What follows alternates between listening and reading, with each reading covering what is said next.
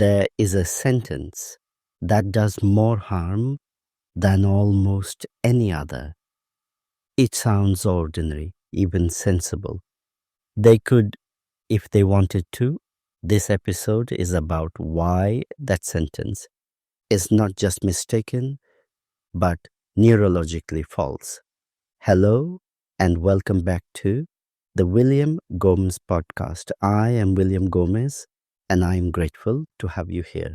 From the outside, behavior looks intentional. Someone does something, or they don't. They comply, or they refuse. And from that distance, it is very easy to make a moral judgment. They won't. They're choosing not to. They're being difficult. But the nervous system does not operate in morals. It operates in states. Before there is willingness, before there is motivation, before there is choice, there is capacity. And capacity is not constant. When a nervous system moves into threat, capacity narrows, sometimes gradually, sometimes suddenly. Skills that were available a moment ago vanish, and not because they are gone, but because access to them has been cut off. This is the difference between won't and can't, and it is not philosophical, it is biological. When threat rises, the body reallocates resources, energy moves away from thinking, planning, language, and toward a survival. What emerges instead are a small number of protective states. One is panic. The body floods, breath shortens, thoughts race or fragment. Another is freeze. Movement stops, speech disappears. The person may look calm, but nothing is happening inside. Another is shutdown. Energy drops. Eye contact fades. The system conserves what little it has left. From the outside, these states are often read as refusal, as bad behavior, but from the inside, they are collapse points. Now, let us return to Leo. We have seen him escalate. We have seen him say no. But today, imagine something quieter. Leo is sitting at the table. The task is familiar. The expectation is clear. He stares at the page. Minutes pass. Nothing happens. An adult says, Leo, you know how to do this. And they are right. He does. But in this moment, he cannot reach it. Inside Leo, there is a heavy stillness, not defiance, not avoidance, absence.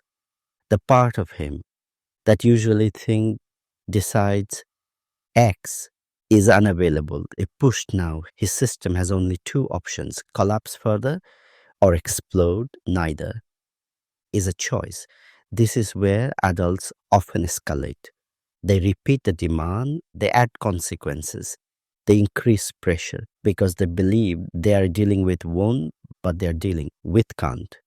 And pressure does not restore capacity, it destroys it. Punishment, in particular, is profoundly misunderstood here. Punishment does not teach skills, it teaches fear. It teaches the nervous system that distress will be met with threat, that struggling is dangerous, that being overwhelmed leads to harm. So the system adapts. It hides distress better, it escalates faster, it collapses sooner. This is not resilience, it is injury. And this is why compassion is so often mislabeled as permissiveness.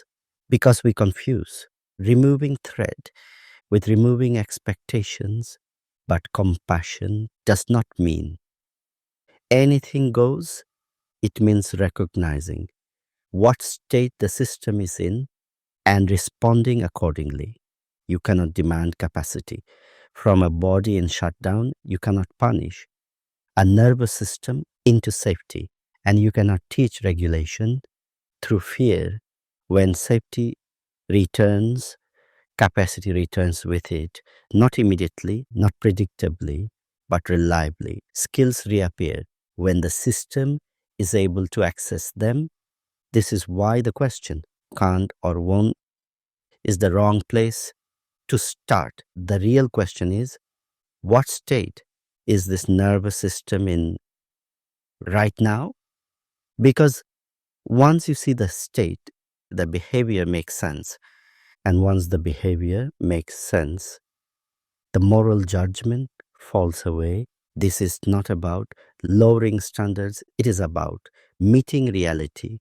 It is about understanding that capacity fluctuates, skills are state dependent, and behavior is always communication. When we respond to can't as if it were won't, we create trauma. When we respond to can't with patience, with dignity, with safety, we create growth.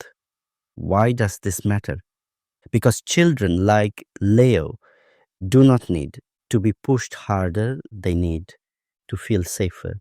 And when they do, they show us exactly what they are capable of.